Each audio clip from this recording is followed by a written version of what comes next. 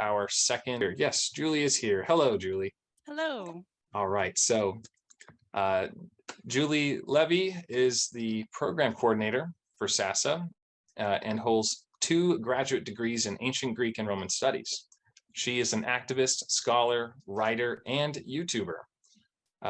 Their scholarly interests include Greek lyric poetry, especially Sappho, historical linguistics, and archaeogaming. And I'm a proud colleague of Julie here at SASA, and I will pass it on to her now to introduce our second panel. Thank you so much, John. Let me just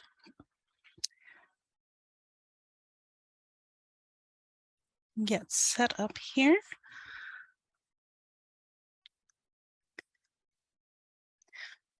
So, welcome to our second session, Paths to Leadership. We have a really great lineup for you today, a lot of wonderful speakers who will be talking about various ways that people have come to power and how they have used that power to shape history. So we'll be starting with Pratishtha Mukherjee, who will be discussing the rise of the Indian Empire, Nicholas Mataya, who will be discussing Severinus of Noricum, and then Babette Margolise, who is going to talk to us about the interconnected leadership of the Achaemenid Empire. So we've got a really great panel coming up for you. And without further ado, let me get started here. Okay. So during this, we do have a hashtag for this panel, which is in one of my documents, I promise. So you can always tweet for this conference using hashtag OEW conference. And the hashtag for this panel is OAW session Paths to Leadership. So please do tweet that out. Please join us. We'd love to have you. And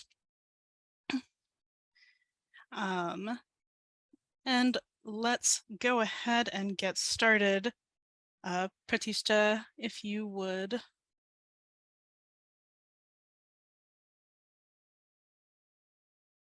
Go ahead and turn on your video.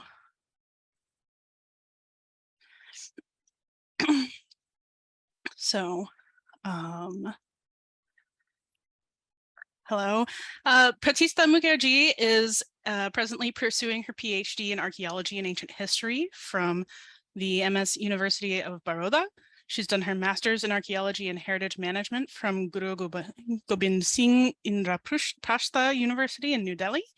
She's explored many archaeological sites, including ones all throughout the Indian subcontinent and the Indus River Valley. She's also worked with various governmental organizations such as the National Museum and Monuments Authority. She specializes in ancient art and architecture, iconographical studies, and early historical archaeology, and has published articles on the same. And this paper follows her interests. Pratishtha, please take it away. Yeah, thank you, Julie. I'll just share my screen.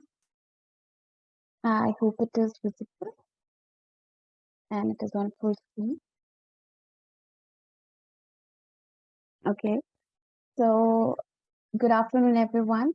So after the introduction, I am Pratishtha and I'm from India, as Julie has already introduced me. Today, I will be speaking on the administrative and military achievements of Chandragupta Maurya. So, like introducing, in Indian context, when we talk about history, it actually starts from 6th century BCE. Before that, we have archaeological sources such as small cultures, village cultures, such as the ochre-colored pottery, painted grey ware, and the northern black polished ware cultures. So these cultures have, little bit references in the later historical references, but what was exactly going at that point of time, it can only be traced through the archaeological sources. But when the time slowly evolved, we come to 6th century BCE and we see this upcoming of the state. Before that, we have the urban centers at the Indus Valley civilization. After decline around 1900 BCE, we see the first time and the starting of the second urbanization in the Indian subcontinent. And still, we are in the second urbanization. So from the second urbanization, that is 6th century BCE, we see the upcoming of these states. And they are called the Mahajanpadas or the great cities.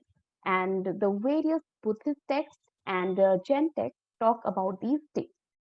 So at this point of time, from 600 to 300 BCE, we see a lot of types of governments coming up, such as the monarchical, the republics, then the other forms of government.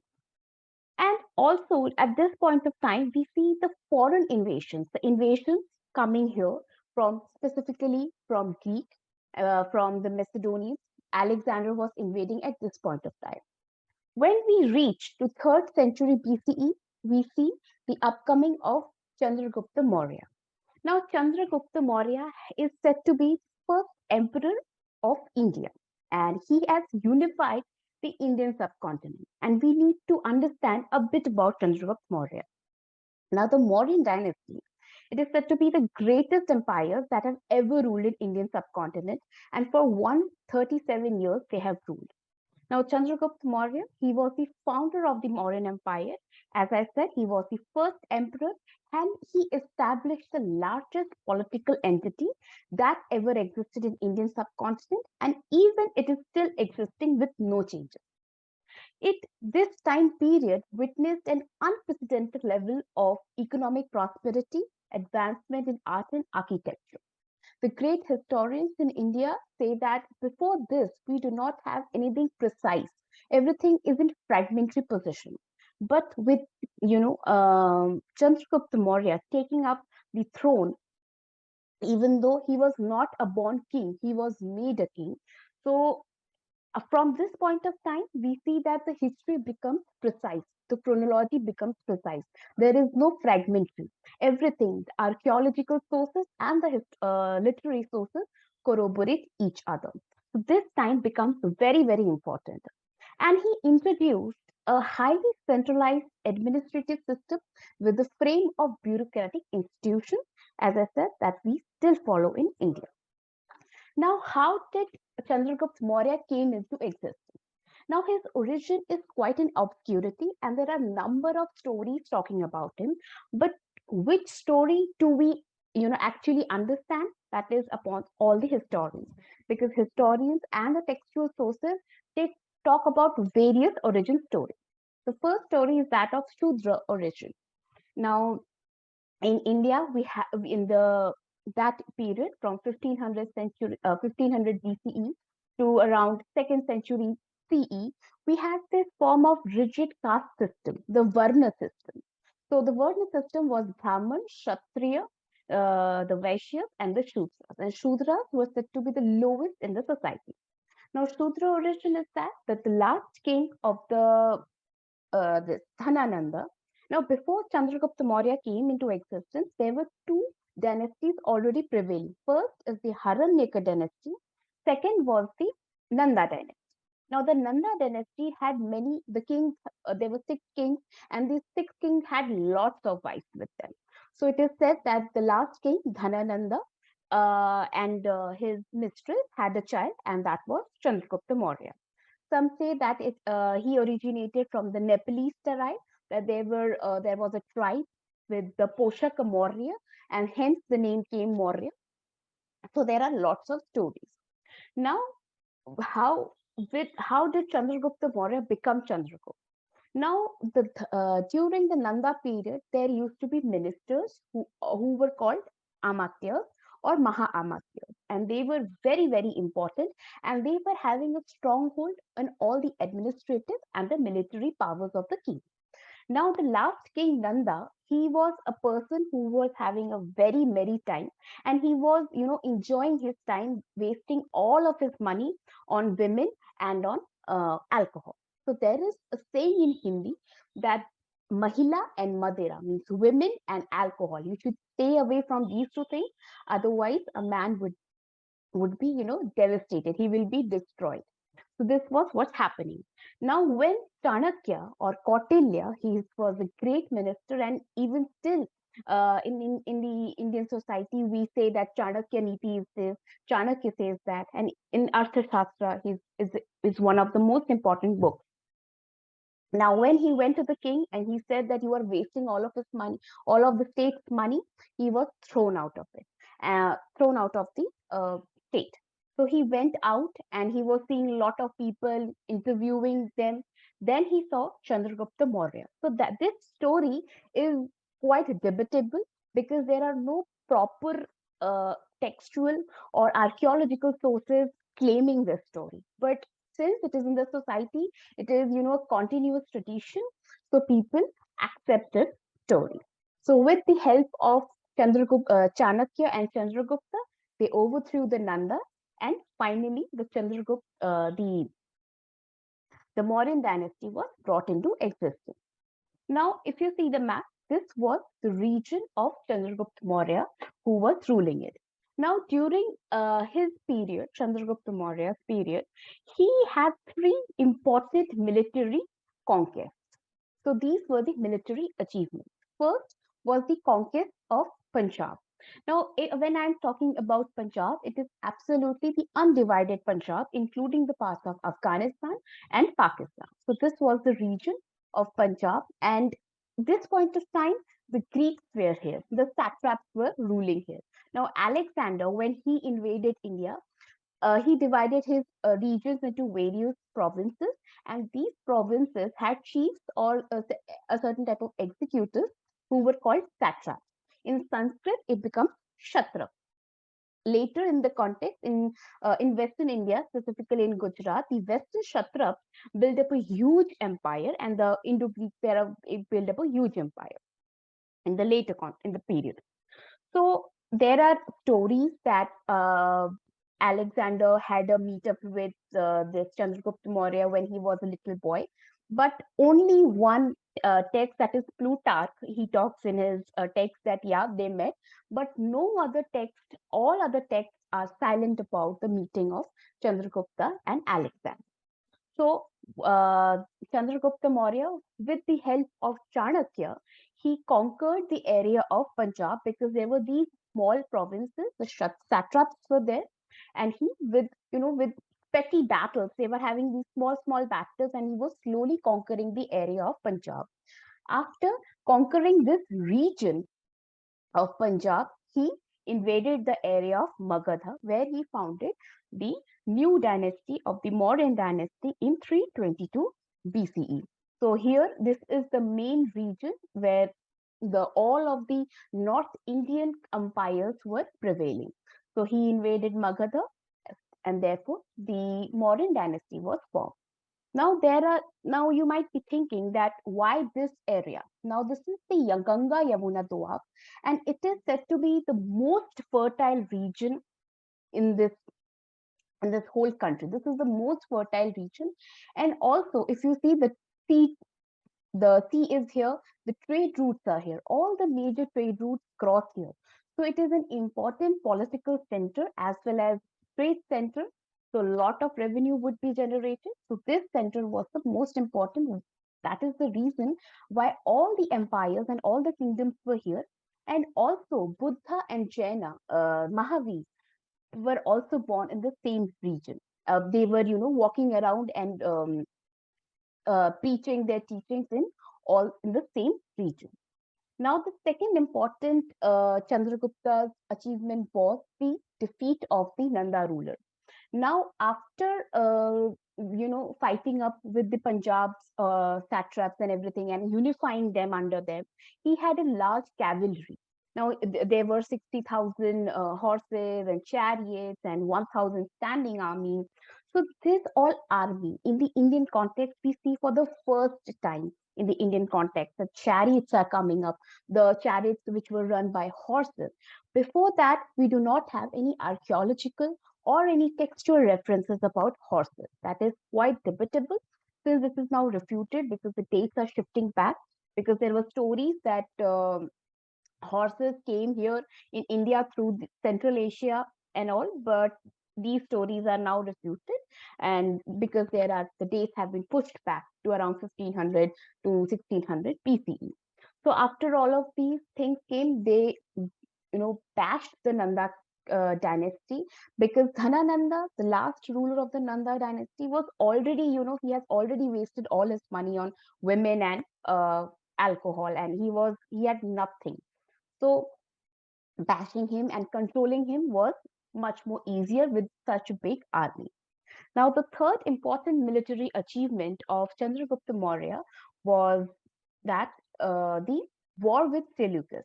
Now, Alexander died, so his things were finishing off. Now, this area was under the Seleucid Empire. And obviously, Seleucus was the ruler. Now, obviously, Chandragupta Maurya wanted this area under his control as well, because here the trade route was following the Silk Route, which goes through here, and he wanted a control over that. Now he had a battle with the Seleucid Empire, with Seleucus, and Seleucus lost the battle, and a treaty was signed between them that okay, you can have a control over this area. And also to commemorate this treaty, Seleucus's daughter was married off to Chandragupta Maurya. So yes, so from here we have the starting off of the Indo-Greeks, and everything was coming into existence. So if you see the map, so this was the area which was under Chandragupta Maurya's reign, and he had unified a lot of region under him. And he is said to be an emperor because he had unified this large area under him. And after his successors, we had Bindusar, his son, and the third ruler, Bindusar's son, was the most celebrated ruler of India. Indian history was Ashoka Maurya, and he added to the existing uh, territorial regions, if you see the map. Now, the administrative achievements of Chandragupta Maurya. Now, when we talk about the administrative achievement, this achievement was all credited to Chanakya. Now, Chanakya plays a very important role on his Chanakya Niti, because through this book only, and as the literature talks about it. Now, the administrative achievements is that the whole province was divided into 30 parts, and these 30 parts were having 6 provinces, and with five ministers with them, and they overall called the Mantri Parishad, or the Council of Ministers. Now, these Council of Ministers were controlling different parts like the foreign trade, the wages, the taxation system, the administration. Everything was taken care by these people. Now, the important theory which was followed was Kautilya's Sapta Anga theory, or the 7 limbs. He says that the first important limb is that of the Swami, the ruler. The second is Amatya, the minister. Then we have the Jana, that is the population, that will be acting. Now, Durga, that is the fortification.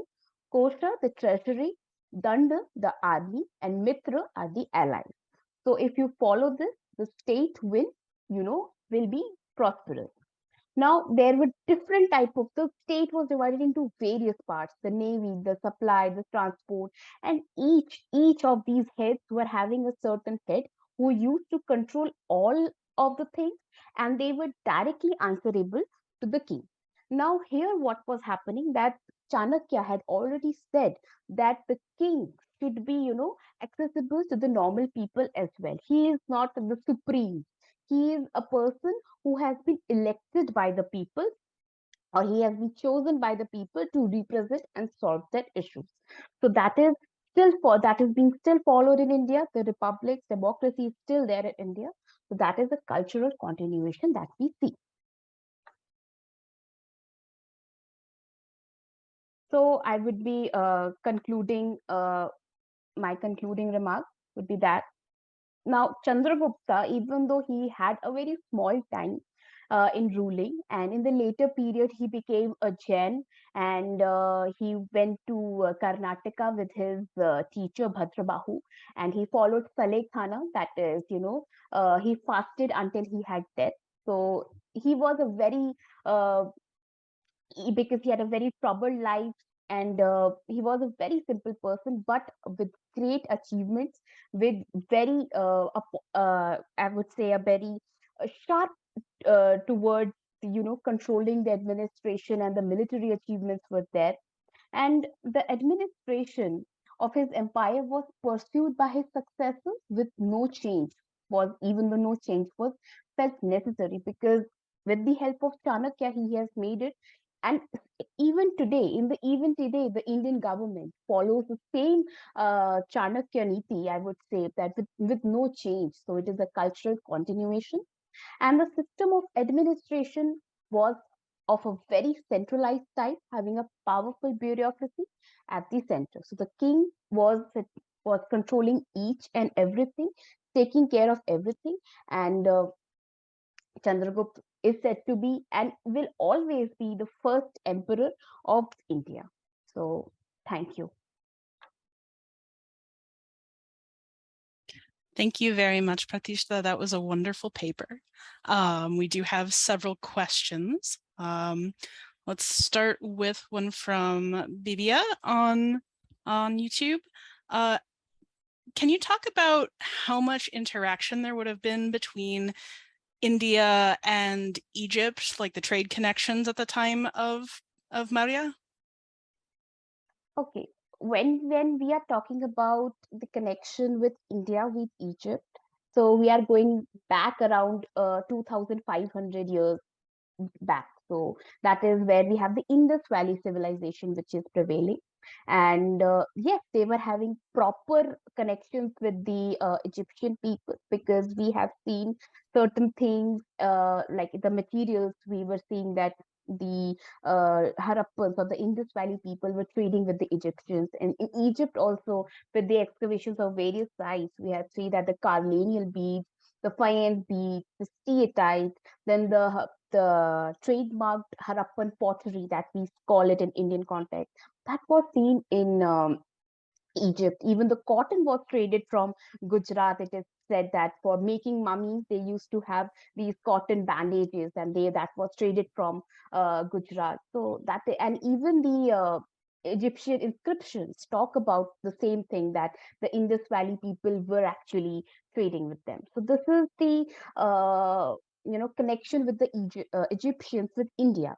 But when we shift our focus towards the early historic period from 6th century BCE, we do not see such archaeological or historical literature. We do not see any types of connection with them. There must have been, but they were not recorded. It can be possible, but the literature and archaeology do not talk about the connection with the Egyptians during the early historic period. Thanks. Next question comes from Lakshmi Praveen. Where can I see the sources of Mauryan War with the Seleucid Empire and relations to the West? Like, where do you find detailed studies on that? Okay, there are various books. You can see the Ancient Civilization by Dr. S.N. Sen, and the other book would be The Wonder That Was India by A.L. Basham. So these books are best, where you can actually see how Seleucus was, having this connection, and what was the battle about, and how they, commemorated with this thing with the marital alliances. So yeah, these two books are the best. You can go for that. Our next question comes from Christina Donnelly. How did religion play into the Mauryan Empire? Religion played, they were not using religion in any way. Chandragupta, as a ruler, he was an Ajivika follower, but later periods he became Jain. But when specifically talking about Chandragupta Maurya, he was patronizing everything. That if you are a Brahmin, you can, whatever religion you want to follow, it was happily patronized. Art and architecture was also happily patronized. But when we see with the successors such as Bindusar and Ashoka coming up, they were using, I would say, a very wrong term that they were using, but yes, religion was an important, a thing to control, to have a control over this period. Because if you see the Ashokan inscriptions, they talk about variously about the Buddhist followings, Buddhism, how important it is, how you should follow Buddhism, how you should propagate. His ministers were going Sri Lanka to Far East and everywhere they were going just to propagate Buddhism, along with, showing that how great Ashoka was. But when we see in Chandragupta Maurya, he was quite liberal with all of the things. We have a question from Ironclad Ranch and Forge, who's interested to know how elections were held at this time, or how the bureaucracy works, I think. Okay, so I'm happy with this question. I was expecting this question. So what was happening that now he had divided his state into various provinces. Now there is a hierarchy. If you read Chanakya's Arthashastra or Chanakya Niti, I would say that there is a hierarchy, that there is one small village, then the tribe is there, which forms a village. The village forms a small town, and these people were having different heads. These heads were, elderly people. Now these elderly people used to come and see that, okay, you show me which all the candidates who wanted to be a king, they used to come and they used to showcase their, their achievements. Now the thing, the Shastra and Shastra comes in. Now Shastra is that you should be well versed in literature, that is specifically Sanskrit. Then we have Shastra, that is how you are using the weapons. You should be great in weaponry, be it chariot, be it the use of bow and arrow, be it mace, and all the weapons you should know everything. Now there used to be tests, that okay, this person is getting, whoever used to get proper marks and who used to qualify these tests, that person would be selected. So the selection was based on, your uh, abilities, and not like, okay, I am the king, tomorrow my son will become the king, and so on. The monarchy was not there. But in the later periods, when we shift our focus to around 2nd to 3rd century CE, we see that the monarchy has taken the stronghold. But from 6th century to around 2nd century BCE, we see the republics were there. Monarchy was not as much prevalent, but yes, democracy was there. People were, allowed to select their king. So this was prevalent. That's really interesting. What a different system. I like it a lot. So I actually have a question for you. You mentioned the sort of oral tradition of these stories of Chandragupta Maurya. So how is that tradition, how does that come down to our present time? Are these songs? Are they stories? Where do you get that? Actually, different religious texts. The Buddhist talk about a different story. The Jain texts talk about a different story, and the Puranic tradition or the Purans talk about different stories. So I'm like in my family that obviously Chandragupta Maurya is a great king, and he is always, looked upon, he's praised a lot. So there is a story which is quite prevalent, and it is like, again, it is, an oral tradition. It's an oral, absolute oral tradition.